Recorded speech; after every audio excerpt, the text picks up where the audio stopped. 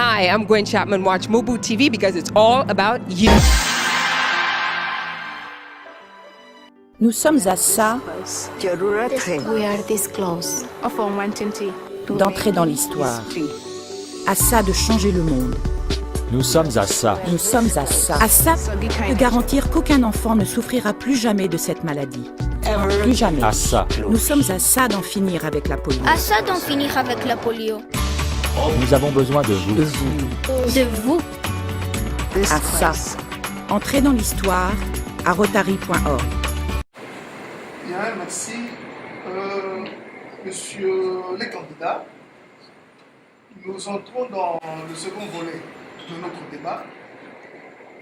Je ne veux pas revenir sur les principes, les règles assez particulières qui doivent guider ce débat. J'espère que cela a été déjà dit. Nous allons rapidement entrer dans le vif du sujet. Je prends d'abord M. Basangueya sur une question qui a un rapport avec ce qu'on appelle communément les nerfs de la guerre. Et je cru comprendre que vous êtes parti du comité de M. Kabongo le temps de son fonctionnement, c'est-à-dire en plein cours. Et comme souvent les gens ont toujours des problèmes en ce qui touche la gestion de l'argent, est-ce que votre départ a une raison ou a un rapport avec la gestion des finances de la structure? Merci pour la question.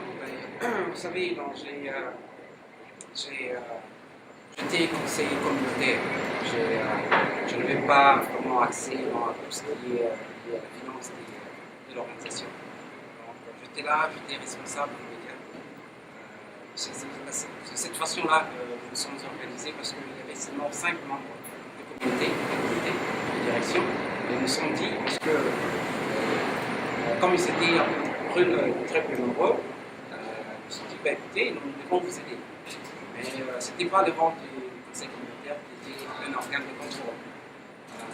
Nous avons même chargé un de notre représentant, Edikaï, d'être parmi les 3 signataires de la gestion de l'argent. Pour retirer l'argent de banque, il fallait qu'il y ait 3 signatures. Le trésorier, le président et le membre du conseil. Ce que je peux dire, donc je dirais que mon départ, ce n'était pas payer mais c'était seulement sur le point que j'ai été axé, c'était dans le préambule de l'association, de regrouper, de favoriser l'esprit de la tolérance, de favoriser l'esprit de l'entrée de l'assistance. C'était ça. Merci. Je crois que la question peut aussi être adressée à M. Kabongo, qui peut nous donner les mobiles qui ont poussé M. Basangueya à vous lâcher en pleine course. Bon, je commencerai par parler de l'argent. M. Basangueya vient de le dire, la cocotte a un trésorier, mais qui a démissionné. Qui a été suspendu. Je m'excuse. M. Basangueya vient de le dire, le compte de la cocotte est géré par 3 personnes. Donc un président ne peut se permettre d'aller retirer de l'argent de la cocotte. Et M. Basangueya sait que je n'ai touché pas l'argent de la cocotte. Le mandat est épuisé. M. Basangueya ou les autres qui ont eu certaines récriminations à formuler l'ont fait. Mais Dieu merci, personne n'a dit qu'il y a de l'argent. Personne. Donc, de ce point de vue, soyez en paix, il n'y a eu aucun problème en termes de gestion de la cocotte. Nous avons géré la cocotte avec beaucoup de sérieux. C'est de l'argent des Congolais. Mais je veux dire une chose, parce que M. Basangueya avait sorti l'histoire de $900. Si nous parlons de l'histoire de $900, qu'est-ce qui s'est passé? On avait fait venir Pichika. On a dispatché l'argent comme on le pouvait et on a donné à M. Basangueya qui couvrait méthodiquement les activités de la cocotte $900 pour ouvrir le virement. le DVD de la cocotte, du spectacle de Pichibanda, on ne l'a jamais eu parce que M. Augustin a refusé de le remettre en cocotte. On avait besoin pour une compilation d'activités de la cocotte. M. Augustin a pris ce DVD, il l'a mis sur sa chaîne FTR, où il fait payer par PayPal 3 $ chaque fois que quelqu'un veut visiter ce film. Donc, s'il y a des problèmes à être soulevés au niveau de des finances de la cocotte, je pense en toute sincérité, et c'est à M. Augustin qu'il fallait les pousser, mais non à M. Frédéric. Les comptes de la cocotte sont ceux qui sont, un bilan a été présenté, les gens l'ont vu et les gens ont apprécié. Si elle je dois réagir. Il est temps. Je crois que, en fait, ma préoccupation a été vidée. Je voulais que vos futurs électeurs puissent être fixés sur les raisons exactes du départ de M. Bazania du comité. Je viens d'être fixé et je crois nos téléspectateurs en même temps que moi que ce n'est pas lié à des questions d'argent. Ce qui est déjà bien. Ben, je voudrais continuer à m'étendre sur cette question parce que, en fait, on parle de l'argent, mais d'où proviennent justement les ressources de la cocotte? Elles proviennent d'où et ceux qui sont censés justement vous en apporter, vous en faire don, ont-ils en retour le droit de voir comment est-ce que ces ressources ont été gérées? Là, je voudrais que M. Kabongo puisse répondre en premier. Vous n'avez pas excusé parce que là, je dois quand même réagir. Je voudrais que M. Kabongo puisse répondre. Oui, les ressources principales de la cocotte proviennent des cotisations des membres. Principalement. Comme on avait dit qu'on ne voulait pas prendre de subventions pour ce mandat-ci, quitte à voir plus tard comment ça va se passer, mais les ressources principales de la cocotte proviennent des membres de la cocotte. Nous avons des gens qui ont fait des dons, nous avons organisé des activités récréatives, festives, où ça nous permettait de faire un peu d'argent et continuer à fonctionner. Les activités de la cocotte, la gestion financière de la cocotte a été saine et elle a été claire. Lorsque nous avions notre trésorier, nous sortions chaque fois un bilan financier qu'on affichait sur le site de la cocotte et auquel tout le monde avait accès.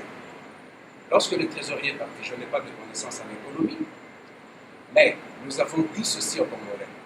Quiconque a un problème, soit en termes de gestion générale de la cocotte, en gestion de finances ou quoi que ce soit, appelez, posez des questions. On vous dira de quoi y retourner. À la fin du mandat, nous avons publié le bilan de fonctionnement de la cocotte. Malheureusement, M. Augustin est arrivé, comme la personne qui devait présenter le bilan est arrivée un peu en retard. M. Augustin s'est énervé, il a pris ses bagages, il est parti. Et le bilan de la cocotte est là. Il y a des membres de la cocotte qui sont ici, qui étaient ce jour-là, qui ont vu le bilan. Et les gens sont mis debout, ils ont applaudi. Mais nous le répétons, s'il y a quelqu'un qui considère qu'il n'est pas objectivement informé sur la gestion financière de la cocotte est ouverte, ce n'est pas une entreprise, comme M. Bazanga le disait, ça c'est une communauté. Une entreprise fonctionne avec des gains. Ici, on ne fait pas de gains. Nous gérons une communauté pour les biens des Congolais. Donc, s'il y a une quelconque question, et je le répète encore aujourd'hui, s'il y a une quelconque question, tout un chacun a le droit de venir visiter le livre de la cocotte, et il n'y a pas à s'en faire là-dessus. Ok. Je voudrais que M. Bazanga puisse réagir. Et je voudrais qu'on institue une certaine manière de revenir sur des questions que vous pensez ne pas être complètes à votre goût. C'est-à-dire, dans le temps que vous gérez, cherchez un moyen d'inclure ce dont vous estimez être important de votre point de vue. Nous gérons le temps et nous voulons rester impartiaux dans cette gestion. J'espère que là, nous sommes vraiment d'accord. La question à laquelle M. Freddy Kabongo vient de répondre vous est maintenant destinée. Vous faites en sorte que ce que vous estimez ne pas être bien perçu par nos électeurs, que vous puissiez le corriger. C'est votre droit. Vous avez la parole. Et vous savez, on a toujours des problèmes de leadership. C'est pour cela, dans ma présence même dans cette candidature, c'est justement pour rectifier un peu le tir. Vous savez, quand le président Freddy dit que la gestion a été parfaite, mais personne ne sait. Parce que les trésoriers n'étaient pas les trésoriers élus. n'était pas là. Donc, vous ne direz pas que la gestion de clés, elle se baissait. Mais moi, je crois que vous dites que quand vous parlez de 900 $, vous n'avez pas de preuve. Je n'ai pas. Écoutez, c'est une compagnie FTRT. Quand vous donnez à quelqu'un 900 $, vous devez avoir un papier signé par FTRT pour c'est-à-dire avoir reçu dans cet argent-là. Ce n'est pas vrai. Mais écoutez, c'est que moi je voulais justement revenir. C'est. Je vais même dire. C'est que non, je voulais justement rectifier pour dire que la communauté a besoin de quelqu'un qui. Justement, je voulais dire que dans la communauté, c'est une entreprise. C'est une entreprise parce que quand il y a des ressources financières, ça demande une gestion, ça demande une trésorerie. C'est pour cela qu'on a besoin d'experts pour justement essayer de coordonner tout ça. C'est une entreprise. Donc ça, je suis en train de réfléchir ça. Bien, j'ai comme l'impression qu'il y a une sous-question qui était dans ma question à laquelle je n'ai pas fait attention. C'est celle de rendre compte de la provenance des sous. Les personnes qui, parce que j'ai suivi M. Kabongo, qui a dit que l'essentiel des cotisations provenaient de membres.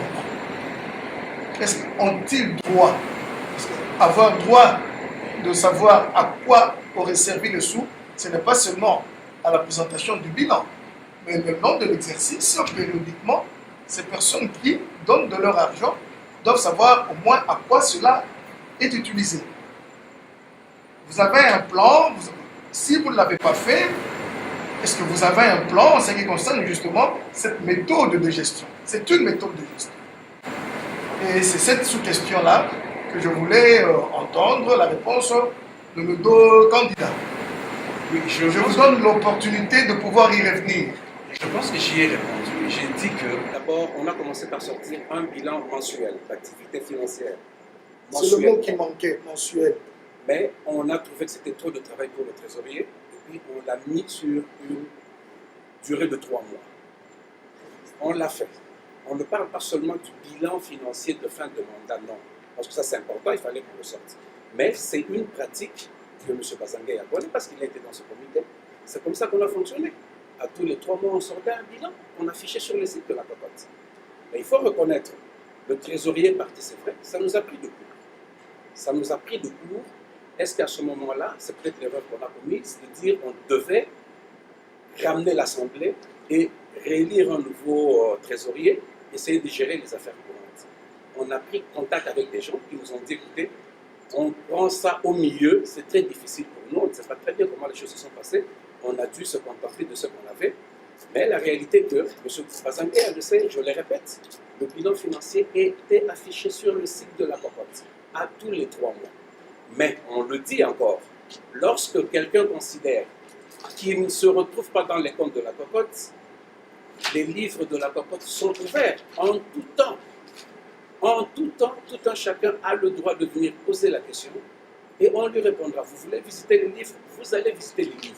La cocotte n'appartient à personne, c'est l'organisation des Congolais. Donc on ne peut refuser à personne le droit de visiter les livres de la cocotte. C'est ça. Merci. Vous avez une réaction, M. Bazangué? Non, mais je m'allie à ce que le président a dit. Très bien, nous notons. Et nous sommes ici dans le cadre d'une structure qui réunit les Congolais. Nous pensons que comme partout où il y a des personnes, il ne peut pas manquer de conflits d'intérêts. J'ai cru comprendre tout à l'heure que M. Bazangué a été dans l'équipe dirigée par M. Kabongo et qu'il a estimé qu'il devait quitter l'équipe pour des raisons qui lui sont tout à fait personnelles. Je me suis dit que nos compatriotes seraient bien fixés de comprendre dans le cas où M. Bazangué serait élu président et qu'il vous convient à travailler avec lui dans l'équipe. Quelle peut être votre réaction, M. Kabongo? Je dis toujours une chose, on ne devrait pas voir les individus, mais plutôt les institutions. nous sommes en train de parler de la communauté congolaise. Kabongo Freddy n'est qu'une goutte dans la communauté congolaise. J'ai décidé de mettre le maximum de moi-même dans cette communauté parce que je considère que c'est important pour moi. Pour mes enfants, quand je dis mes enfants, ce n'est pas mes enfants biologiques, tous les enfants de ma communauté, parce que je considère que c'est une cause noble. Si aujourd'hui M. Bazangueya devenait le président, je vous le promets, la main sur le cœur, je ne suis pas un flip-flop, non. Ce que je dis, c'est ce que je fais. Et je ne démissionnerai pas comme M. Bazangueya a démissionné. Parce que gérer une communauté, ce n'est pas facile. Ce n'est pas facile, je le répète. Les défis sont énormes. Mais je suis un homme persévérant dans la vie. Et je me dis, ce dans quoi je m'engage, je dois l'amener jusqu'à la fin. Parce que je considère que ce qui est commencé et inachevé est supposé n'avoir jamais été commencé. Or, ça, ce n'est pas ma personnalité.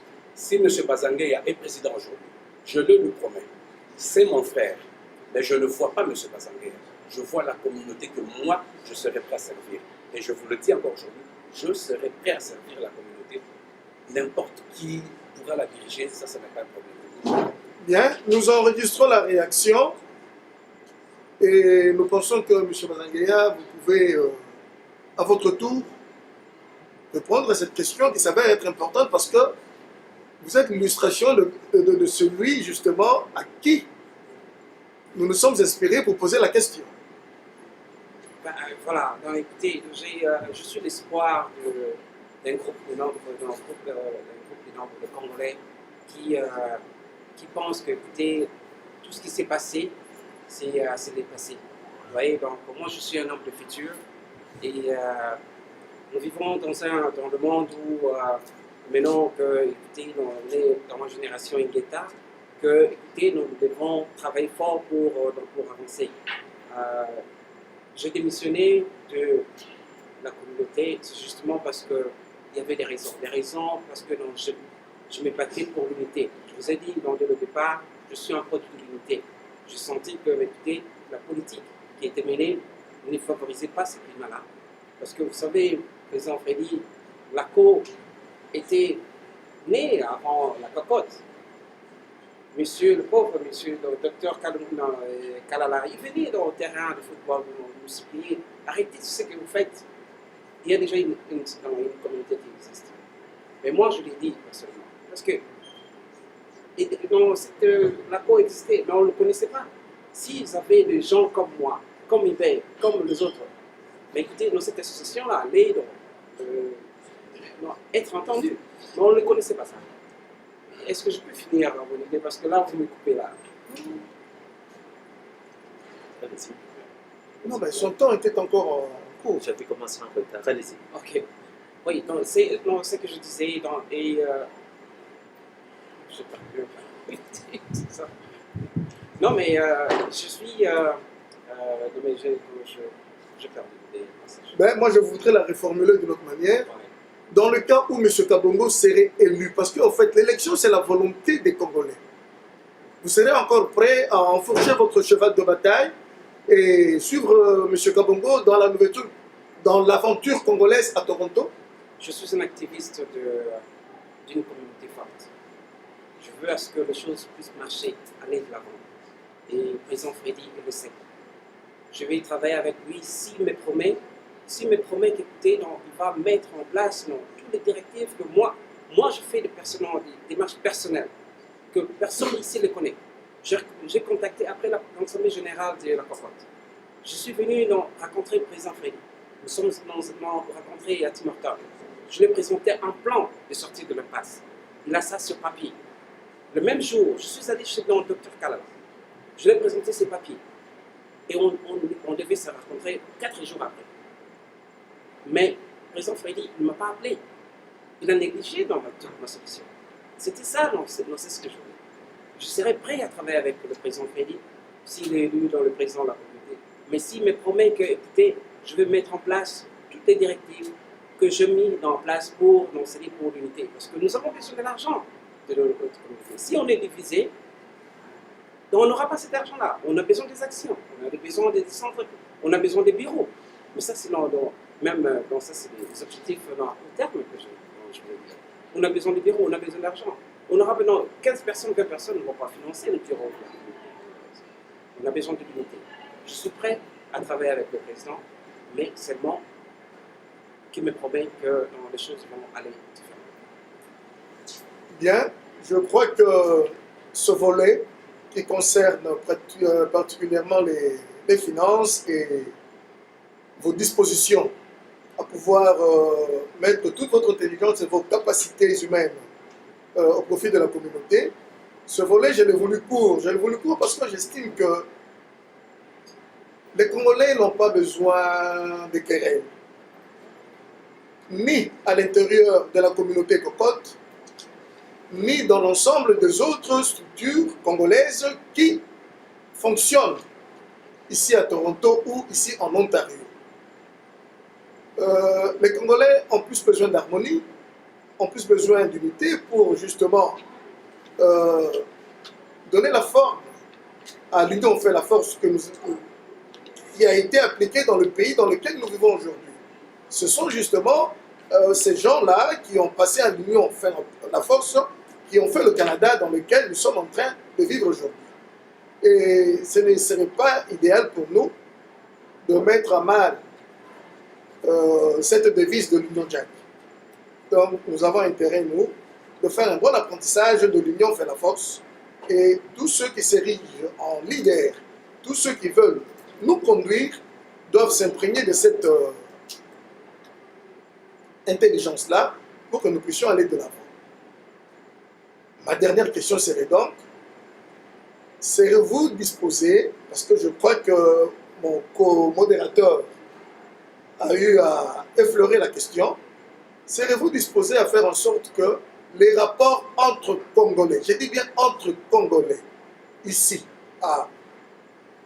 en Ontario, et pourquoi pas au Canada, puissent être des rapports harmonieux et que nous puissions être, disons que vous puissiez nous épargner, je dis vous parce que vous voulez être nos leaders, que vous nous épargniez de scènes de scission, des scènes qui ne nous encouragent pas, des scènes de division, et qui font que certaines personnes qui peuvent avoir des bonnes contributions se rétractent et restent chez elles. Est-ce que vous estimez que vous êtes prêt à aller vers ce combat-là? Parce qu'en fait, j'ai cru entendre dans la réponse que M. Kabongo a réservée à la question posée par mon co-modérateur que c'était une question qui relevait plus de la cocotte. Et ce n'était pas une question personnelle. Mais quand on est leader, on a cette charge-là de prendre justement le vouloir et le non-vouloir, de faire en sorte que, en le mettant ensemble, on puisse avoir une idée qui puisse aller dans le sens que peut souhaiter la communauté. C'est ainsi que je voudrais m'adresser d'abord à M. Bazangueya. Qu'est-ce qu'il pense de cette préoccupation, qui est aussi la mienne, et celle de tous les autres Congolais qui ne sont pas présents dans cette salle? Moi, je représente le futur de la communauté congolaise. Je suis, comme je l'ai dit, donc je le répète encore, je suis le futur et c'est... oui, c'est... ceux-là, des Congolais, qui sont là, qui ont toujours dit, écoutez, l'histoire des Congolais là, c'est comme ça, donc je ne m'intéresse pas. Mais je vous dis, je mets en défi que sous ma présidence pendant les 2 ans, vous verrez des choses différentes. Je vais apporter toute mon énergie. Parce que moi, je suis un entrepreneur. Si cette communauté allait de l'avant, moi, je vais en bénéficier, et comme vous aussi. Et je ne vois pas différemment les choses. L'unité, c'est la force. Et nous devons nous respecter. Donc, si les Congolais, la diversité de la culture que nous avons, c'est très bien. Nous devons en profiter. Il y a Congo, Baluba, Swahili, Bangala. Mais nous devons mettre ensemble pour favoriser, communiquer notre culture. Ça, c'est très important. Si nous ne le faisons pas, écoutez, nous perdons beaucoup. Je ne le vois pas différemment. Mais le Congolais aujourd'hui peut me faire confiance. Je suis un homme du terrain, je suis un homme de tout le monde, un rassembleur. Et même avec le président Freddy, on s'entend très bien. Mais moi, je le dis toujours, je ne l'ai jamais insulté, je ne l'ai jamais manqué de respect. Mais je suis quelqu'un de sang chaud. Je suis révolté sur mon propre sang de gauche. Mais il peut compter sur moi pour travailler avec lui. Bien, ces paroles qui sont pleines d'énergie et pleines d'amour nous touchent aussi. Et c'est vraiment droit du cœur que je vous dis que je loue ces bonnes dispositions.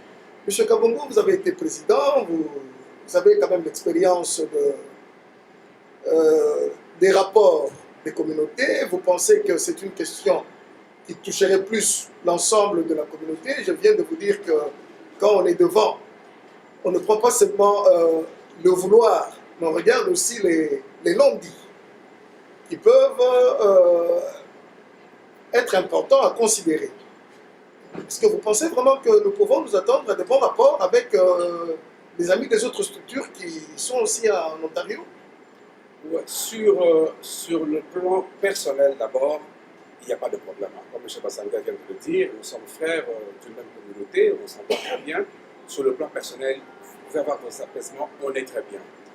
Sur le plan structurel, il faut comprendre une chose. Lorsqu'on parle de la négociation, on parle d'au moins 2 éléments. Au moins 2 éléments. On ne peut pas négocier tout seul, on doit négocier à au moins 2. Mais il y a un problème fondamental, c'est un problème de bonne foi. C'est un problème de bonne foi. Lorsqu'on parle de l'unité, qu'est-ce qu'on entend concrètement par l'unité? J'ai posé cette question à maintes reprises. Nos frères de l'ACO, il faut d'abord que nous mettions d'accord sur un fait. L'ACO signifie quoi? L'Association des Congolais de l'Ontario. Ça, c'est le point fondamental.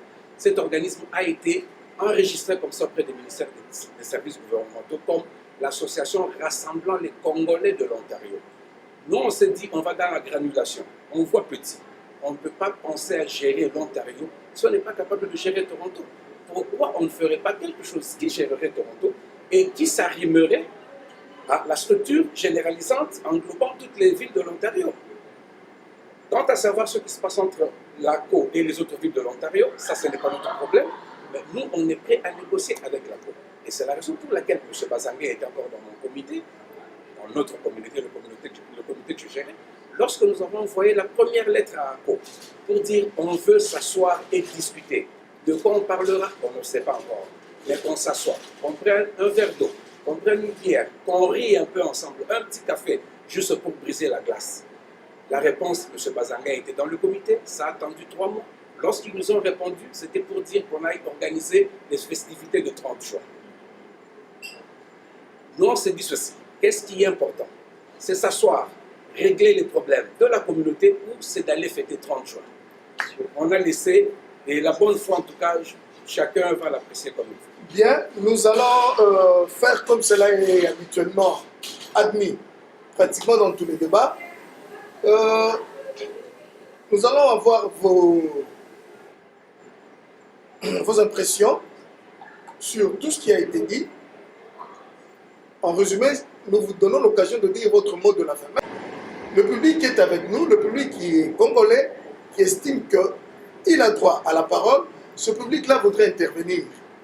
Et je pense que Marjorie, si elle est avec nous, Marjorie, bien, je pense que ce serait pertinent que le public puisse d'abord intervenir et que le mot de la fin puisse intervenir à la fin. Et là, ça ferait vraiment mot de la fin.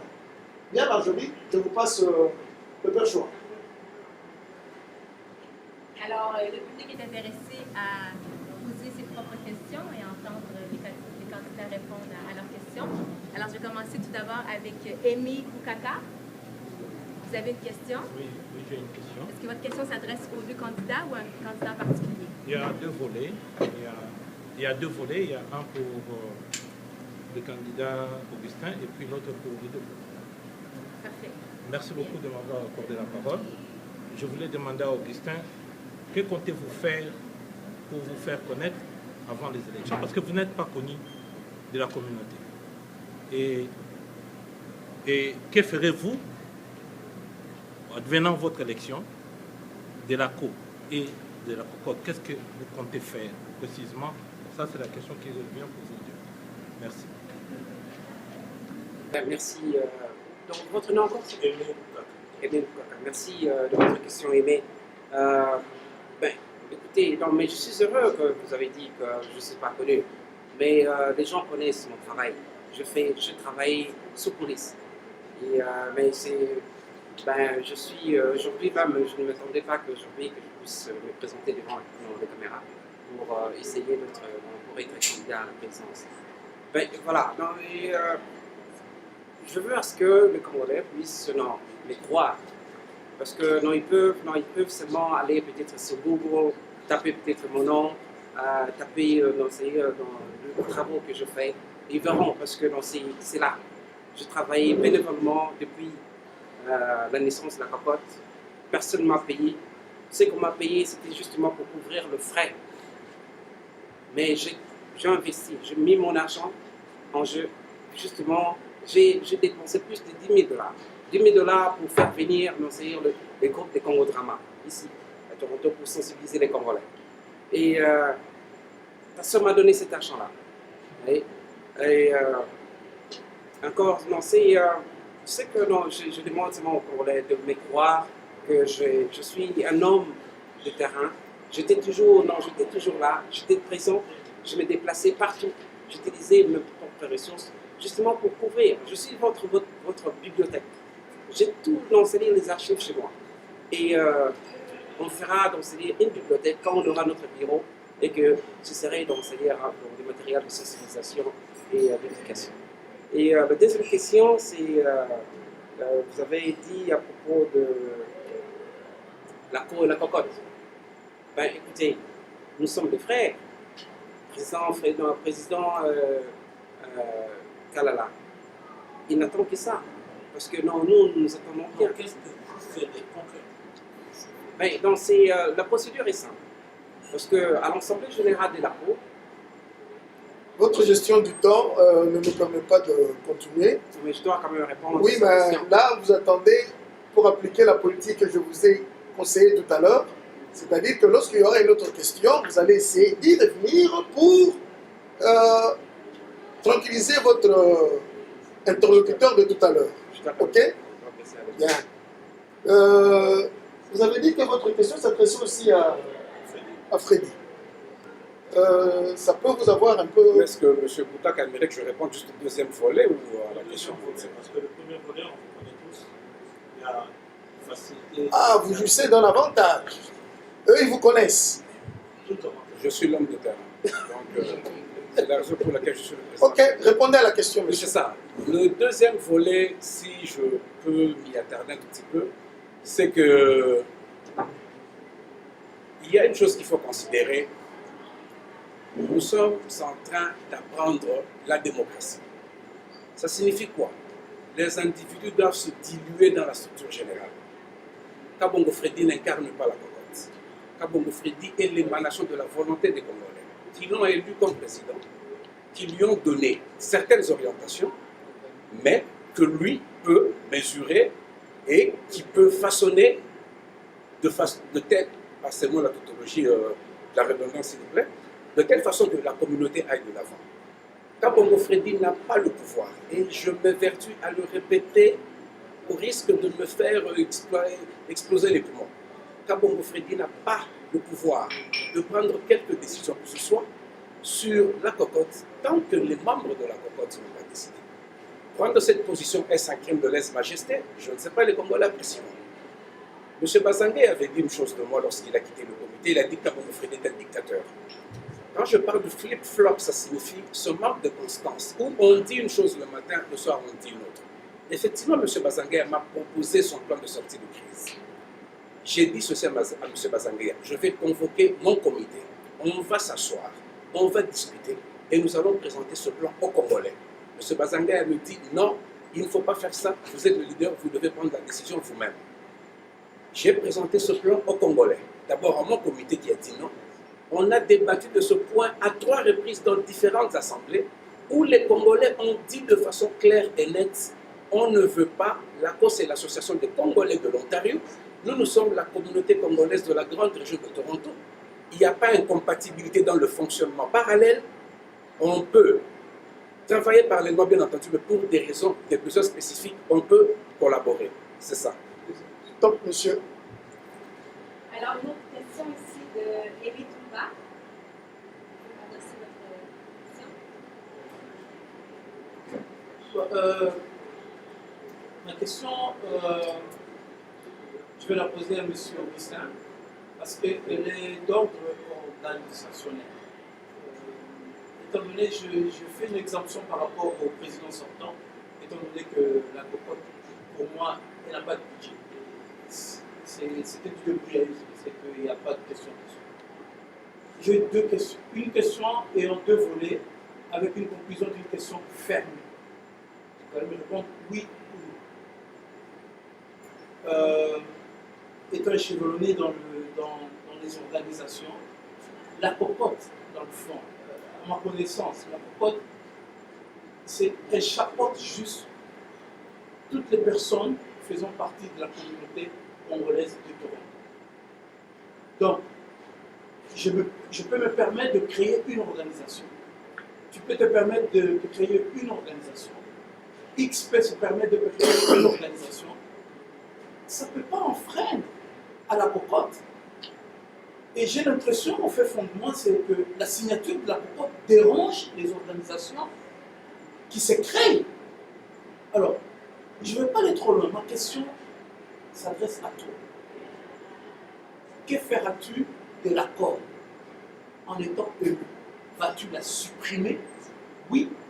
Pas la supprimer. Vas-tu l'amener à se faire inclure dans la cocotte? Oui ou non? Je ne veux pas d'autres questions. C'est juste ça. Parce que la cocotte n'a rien à voir avec l'accord. Je peux créer ACOSA, quelque chose comme ça. Ça fait partie de la communauté. La communauté congolaise, c'est des organisations. Ils peuvent faire tout ce qu'ils veulent. Faites ce que vous voulez. Mais seulement, c'est qu'on constate que ça dérange, c'est que la signature de la cocotte, parce qu'on sait qu'ici, en posant une demande, on appelle pour savoir, est-ce que vous reconnaissez cette organisation? C'est cette signature qui dérange. Que feras-tu de ça? C'est cette question que vous voulez que je réponde oui voilà, ou non? oui ou non? Juste ça. Parce que les autres, je ne veux pas. Une question ferme. Que feras-tu de l'accord? Vas-tu l'inclure, oui ou non? Non. Fermé. Non. Merci. Bien. Donc, Jean-Louis.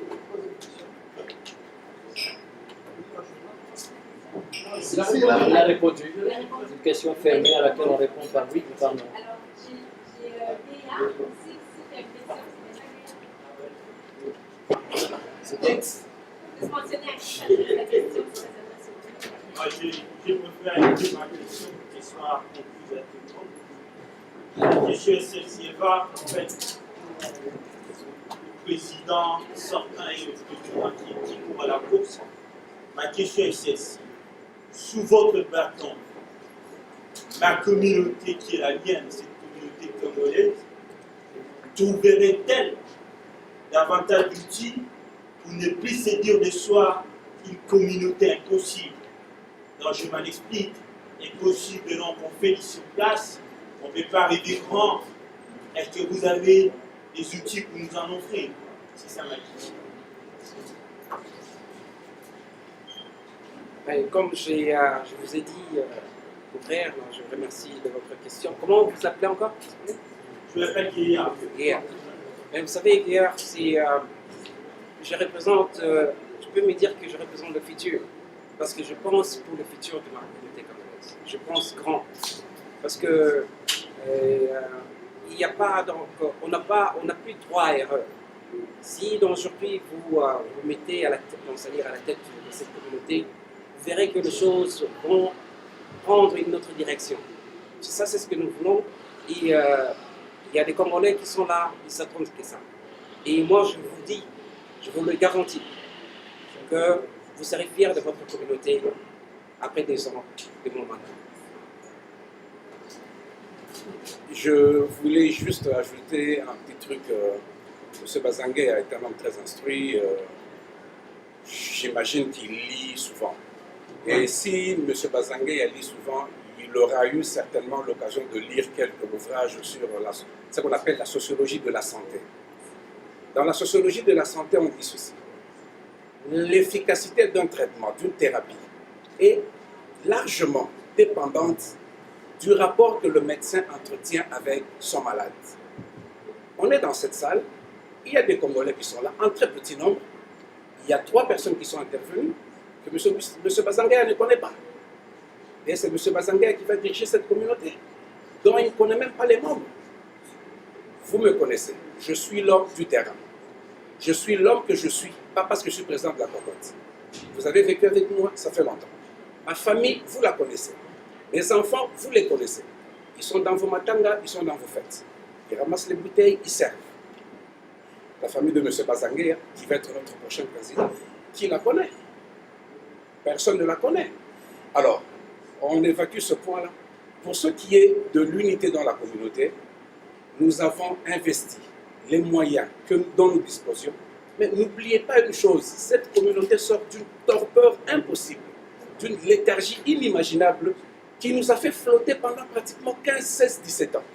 Est-ce qu'après 17 ans, d'une communauté endormie, on peut espérer que dans les 2 premières années, on bâtisse des immeubles, on donne de l'emploi aux gens, on fait... Non, écoutez, soyons réalistes, soyons sérieux. On avait dit dans ce premier mandat, on va permettre aux Congolais de se réapproprier leur communauté, on va redynamiser cette communauté, et je pense qu'on l'a fait. Le travail est encore là, la perfection n'est pas certainement au rendez-vous, mais la bonne volonté y est, l'enthousiasme et l'engouement y sont.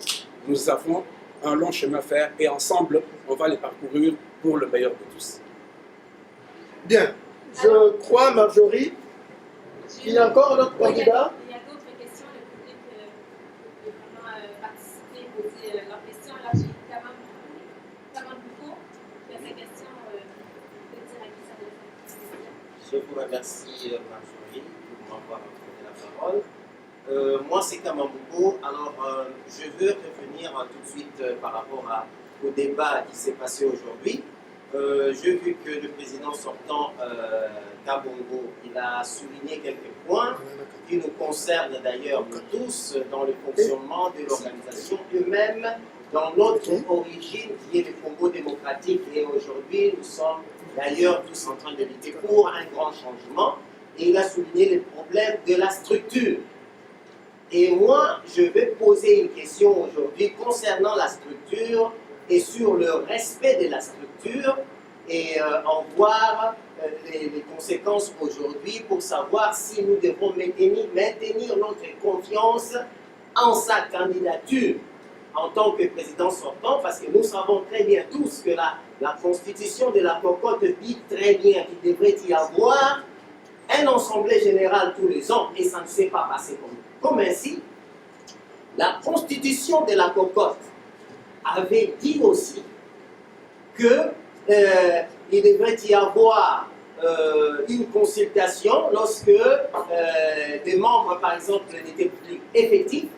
Donc, si jamais il y avait un problème au sein du comité et que le président, des membres démissionnaient jusqu'au point où on s'était trouvé qu'il est resté presque seul comme membre du bureau du comité, alors qu'il n'y avait ni un conseil, une convocation d'une assemblée générale, ni d'un conseil d'une assemblée générale extraordinaire.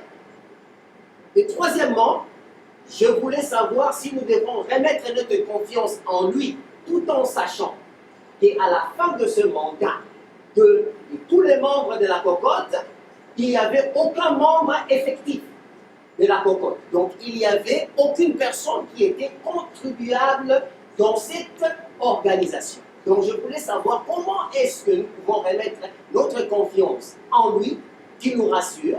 Comment est-ce que cela peut se passer sans le respect de la Constitution? Je vous remercie. Je crois qu'il y a moyen de rectifier parce que la cocotte n'a pas de constitution. La cocotte, je suppose qu'elle doit avoir des statuts. Oui. Donc, c'est sur les statuts que monsieur Kamambo se préoccupe. Au fait, c'est sans souci de vous demander comment est-ce que vous comptez vous représenter sans respecter les dits de statut. En un mot. Ok. Ce qu'il y a, c'est quoi? M. Kamambouko, pour ceux qui le savent, il a été candidat à l'élection dernière. M. Kamambouko est de ceux qui ont promis à la cocotte, à l'Assemblée, qu'on servirait cette communauté en soutenant le président. Ça n'a pas pris 2 semaines pour que M. Kamambouko se mette en dissension. Ça, c'est des choses qui arrivent, on est des humains. Lorsque nous parlons des statuts de la cocotte, j'aimerais qu'on revienne sur une chose. Les statuts sont écrits par les humains. Il n'y a rien de coulé dans le béton. Les statuts sont écrits par les humains et l'erreur est humaine. M. Kamambouko revient sur cette question. On en a débattu à la dernière assemblée. Qu'est-ce qu'on a expliqué? Il faut considérer qu'à partir de novembre 2011, après les élections au Congo, nous avons connu une effervescence, je ne sais pas si on peut appeler ça une effervescence, mais il faut reconnaître que la situation dans la communauté de Toronto, congolaise de Toronto, n'était pas ce qu'elle était.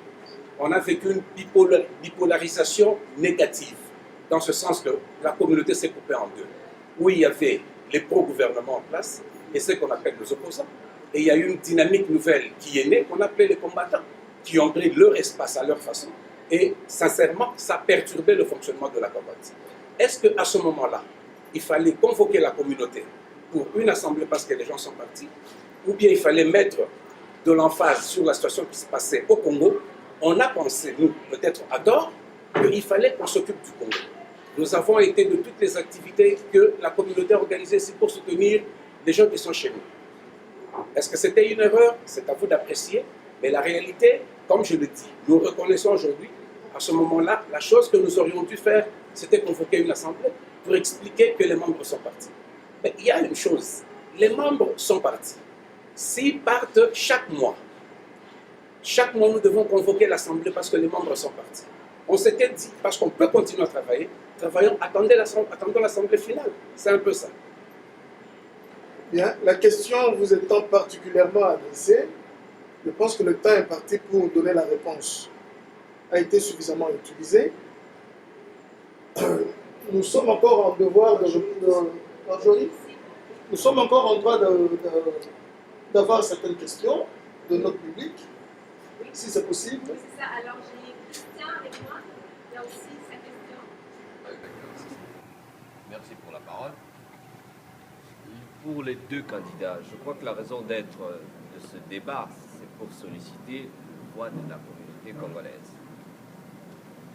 Est-ce que vous pouvez me citer chacun 2 qualités principales qui vous différencient de l'autre pour mériter ma voix, ainsi que celle de tout le monde? Merci. Christian voudrait ici vous dire que sa voix entraînerait d'autres voix. C'est ça que j'ai voulu comprendre. Merci pour l'effet d'entraînement. Vous avez la parole. Christian, vous avez une préférence pour le choix de... Non, c'est... Bien, non, mais écoutez, alors je commence avec l'homme du futur. Bien, Christian, merci de votre question. Vous savez, ça c'est vraiment, ça c'est la meilleure question que vous posez pour le futur de notre communauté. Comme je vous ai dit, je représente le futur de notre communauté congolaise. Et la qualité, mais d'abord, je suis un rassembleur, je travaille avec tout le monde. Personne ne me déteste. J'étais toujours partout pour travailler avec les Congolais, pour les servir. Parce que d'abord, vous savez, un leader, c'est se servir. C'est très important. La deuxième qualité, c'est je suis congolais. Je suis congolais. Je suis venu ici en 2004 et j'ai trouvé la communauté dans l'énergie possible. J'ai assisté d'abord à des différentes organisations, réunions que peut-être Olivier Bolia avait organisées dans le temps, mais ça n'a pas marché. Et après, donc c'est parti jusqu'en 2011. Notre confrère, le père spirituel de la cocotte, a mis en place. Et à ce moment-là, j'avais déjà des outils que j'avais mis partout. J'avais mis mes écrans partout à Toronto, à Montréal, pour la sensibilisation, pour les informations. Et j'ai profité de ces outils pour propager, pour sensibiliser les Congolais. Et c'est pour cela, vous avez vu, il y avait plus de 250 Congolais qui sont venus ce jour-là aux élections pour voter notre président, Félix Kabongo. C'était justement grâce à moi, parce que j'ai mis toute ma force justement pour sensibiliser et mettre quelque chose qui n'existait pas dans la communauté. Merci Christian pour votre question. Et je crois, si j'aurai votre vote, et vous serez fiers de votre vote après les 2 ans de mon mandat. Merci. Bien, nous passons la parole à M. Kabongo sur la question de M. Christian. Ouais, vous savez, on est des parents. On est des parents. Chaque jour, le matin, on se réveille, on pose un genou à terre, on prie Dieu, nos enfants sortent. Ils vont à l'école, ils vont au travail. Le soir, ils reviennent, on les compte tous avant qu'ils n'aillent au lit, on pose son genou à terre, on remercie Dieu pour cette accalmie parce que demain est un autre jour. Toute société qui veut se développer développe sa jeunesse. Ça, c'est l'emphase de mon mandat. Au-delà du fait de rassemblement, M. Gustin, M. Bazangue a dit qu'il est le candidat du futur. Moi, je suis le candidat de la continuité. Ce que nous avons commencé ensemble, nous allons l'amener aussi loin que nous pourrons ensemble. Je ne parle jamais à la première personne parce que c'est prétentieux de considérer que seul on peut faire quoi que ce soit. Lorsque vous votez pour Kabongo Freddy, vous votez pour vous-même, vous votez pour votre communauté, vous votez pour l'avenir de vos enfants. Vos enfants sont mes enfants. Vous le savez. Ils sont chez moi, je suis chez eux. Ils me parlent comme leurs amis, je leur parle comme mes amis. C'est ça ma grande force. Je suis l'homme du terrain. Et vous le savez, je ne le suis pas aujourd'hui parce que je suis président de la communauté congolaise. Vous m'avez élu président de la communauté congolaise parce que justement, je présentais ces profils-là de rassemblement, de respect d'abord, indépendamment du rang social des gens, indépendamment du niveau d'études, indépendamment de religion, indépendamment des origines tribales. Je suis votre homme à tous. M. Bazangue le sait très bien. On a fonctionné dans cette communauté avec des plus jeunes que moi que j'ai respectés. Parce que je considère que c'est à partir du respect que nous bâtissons tout. Lorsque nous diluons le respect, rien ne se produit. Nous sommes une communauté congolaise, africaine, nous avons certaines valeurs que nous devons préserver. Alors, l'avant-dernière question. Alors, je suis ici avec Koumassa, c'est ça? Merci. Mon nom c'est Ombaz Koumassa. J'aurais une observation des candidats avec une petite question. Mon observation se base sur la vision de notre communauté. Vous avez abordé plusieurs fois les sujets de la communauté congolaise dans les grands Toronto, mais il y a un problème majeur qui nous frappe tous ici, c'est le problème du chômage. Le problème du chômage, parmi les candidats, vous n'avez pas abordé en termes d'emploi, de création de jobs dans cette communauté qui est frappée par le chômage jour en jour. Alors, quelle est votre vision? Quand je dis une vision, c'est-à-dire la photo. Là, parce qu'il faut que vous fixiez des objectifs chiffrés. Et comment vous avez trouvé les argents nécessaires pour atteindre vos objectifs? Ça, c'est le deux candidats. Parce qu'en se fixant des objectifs, il y a des techniques. Nous avons des experts dans la communauté. Faire des cocktails. Les argents vont tomber. Ainsi, vous allez créer des jobs. On peut envoyer les sous au pays. Comment organiser des agences? Et ces agences-là pourra créer des jobs aux Congolais qui sont des experts. Au lieu d'avoir peur, oh, mono, on doit avoir des structures par d'argent. Ma question est celle-ci. Ok, qui m'empêche? S'il vous plaît. Ma question est celle-ci. Liberté. Ma question est celle-ci. Quels sont les objectifs en termes d'argent qui doivent être bien chiffrés à moyen à court terme et à long terme pour l'avenir de notre communauté dans les cadres. Merci. Bien. Je m'adresse aux deux. La question est adressée aux deux candidats. Monsieur Kabongo, vous avez la parole. Comme ça, Monsieur Badangaya répondra ensuite. Je voudrais d'abord vous remercier pour la question et dire en même temps que si nous n'avons pas parlé du chômage, parce que les débats n'ont pas été orientés dans ce sens. Le temps est très court, on a des choses à dire qu'on ne peut pas finir. Si la question avait été posée, certainement qu'on y aurait répondu. Mais je reviens toujours sur un point. Nous ne trouvons notre force que lorsque nous sommes dans l'unité et dans l'organisme. Faire fi du fait de structure et dire qu'on ne peut pas attendre seulement une organisation structurée pour faire quoi que ce soit, je pense que c'est faire fausse route. Parce que c'est justement dans ce brouhaha que les opportunistes sortent, qu'ils font ce qu'ils font au nom des Congolais, et nous en pâtissons tous, nous en portons tous le coup plus tard. Nous devons commencer par nous structurer. Ça, c'est la chose fondamentale. Mais moi, je dis ceci. En termes de futur, qu'est-ce que nous pensons? Nous sommes aujourd'hui, nous devons voir plus loin. Voir plus loin signifie, nous nous battons comme nous nous battons, mais au moins qu'on regarde l'arrière-base. L'arrière-base, c'est notre jeunesse. Notre jeunesse doit aller à l'école. Non seulement y aller, mais aller et y rester. Être compétente, compétitive. Jouer sur l'excellence et faire des hommes de main qui ne vont pas forcément occuper. On n'a rien contre un quelconque emploi parce qu'il n'y a pas de sommité, il n'y a que des gens de petite vertu. Mais essayer de permettre à nos enfants d'aller plus haut. C'est un peu ça. Monsieur Bazangaya, essayez d'aller un peu plus vite parce que le temps nous presse. Merci, merci beaucoup de votre question, M. Omaz.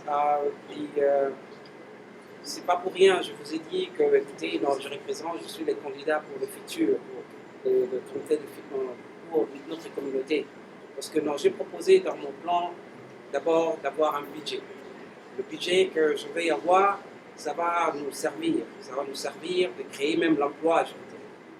Et dans ce budget, parce que moi, je vais aller toquer la porte de chaque Congolais, de pouvoir financer leur communauté. Vous savez pourquoi je le ferai? Parce que non, écoutez, non, je vais montrer que écoutez, non, je suis l'homme qu'il vous faut. Je suis l'homme, parce que c'est le climat de confiance. C'est dans les objectifs de la cocotte, de favoriser le développement économique et social de notre communauté. Ça, c'est dans le point 6 de notre plan, c'est-à-dire objectif de la cocotte. Mais pendant les 2 ans, nous l'avons perdu comme ça. Nous n'avons absolument rien. Nous avons perdu de business. Il y a Maman Véro, Maman Tchanda, Maman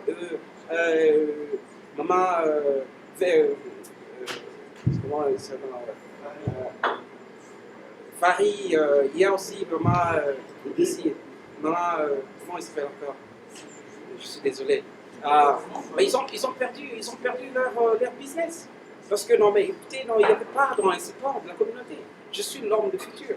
Et donc je vous promets, bien, avec le budget... Donc, je crois qu'il est bon de voir M. Kabongo. Je sais que vous... S'il vous plaît, M. Kabongo, vous attendez de voir comment est-ce que ça va se dérouler. Merci beaucoup. Nous disons merci au public congolais présent au cours de ce débat.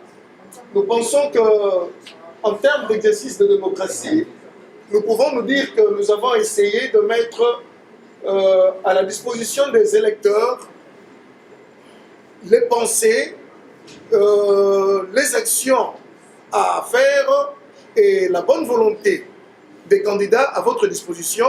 Et vous, chers électeurs de demain, c'est vous qui déciderez. Monsieur les candidats, pour clôturer ce débat, qui à mon sens est très intéressant, nous allons vous accorder 1 minute à chacun pour que vous puissiez dire à vos électeurs votre mot de la fin. Et après ce mot, nous pensons que chacun de nous peut rentrer chez lui et faire en sorte que la prophétie de M. Christian puisse se réaliser, c'est-à-dire ne voter que comme M. Christian va nous le montrer. N'est-ce pas, M. Christian? Bien. Mot de la fin, je commence avec M. Bazangaya. Bien. Je ne peux que remercier toute l'équipe. Je ne peux que remercier toute l'équipe, même qui ont travaillé sous coulisses, la commission électorale, ce travail qui est en train de... je me manque même le mot, comment remercier cette équipe de leur façon de travailler. Mais voilà, donc aujourd'hui, nous sommes à un point tournant. Nous avons perdu notre 2 ans à cause peut-être d'un manque de bonne volonté, bien peut-être, je ne sais pas, je peux parler, peut-être de la compétence, je ne sais pas. Mais le problème, c'est que nous avons le futur entre nous. Je suis l'homme de votre le futur. Je vous promets, les prochains 2 ans, ce serait un autre 2 ans, un autre mandat qui peut peut-être nos enfants, nos soeurs, nos frères, nos papas, vous serez fiers de votre communauté. Je vous le promets. Sur la tête de mes parents, je vous promets. Et vos témoins. Bien. Monsieur D'abord, la parole comme ça dans oui, c'est 1 minute, je dois être très strict. C'est le mot de la fin, donc... Je m'en tiens, moi, aux obligations techniques qui me sont communiquées, sans que vous le sachiez. Monsieur Kabongo, vous avez 1 minute. Ok, nous avons été avec vous dans ce comité, dans cette communauté durant les 2 dernières années. Ce qui a été accompli, vous l'avez observé, comme je le dis, cette communauté sortait d'une torpeur de 17 ans. On parle de leadership. Un leadership, c'est quoi? Ce n'est pas un concept creux, un mot sans substance, parce qu'on parle de leadership. Non. On parle d'un leadership éclairé. Le leadership tel que moi je le conçois, c'est le leadership qui se compose des éléments fondamentaux, qui sont d'abord l'esprit d'abnégation. Ça signifie donner de son temps, de soi-même, sans rien attendre en retour, même pas des remerciements, même pas des félicitations. Et ça, vous le savez, je l'ai fait. Le leadership qui s'accompagne de l'empathie. J'ai été visiter vos frères dans les prisons, dans les hôpitaux. J'ai donné mon épaule à ceux qui pleuraient pour mettre leur tête et j'ai suivi les larmes des gens. Ça, tout le monde le sait. Bien. Je crois que nous avons vidé notre temps. Nous avons essayé d'être à la hauteur des attentes des Congolais durant ce débat. Et nous pensons que les Congolais, à la fin, feront œuvre utile en votant le candidat qu'ils auront choisi en toute conscience. Je vous remercie. Et je vous remercie, monsieur. Vous pouvez faire comme les gens civilisés le font.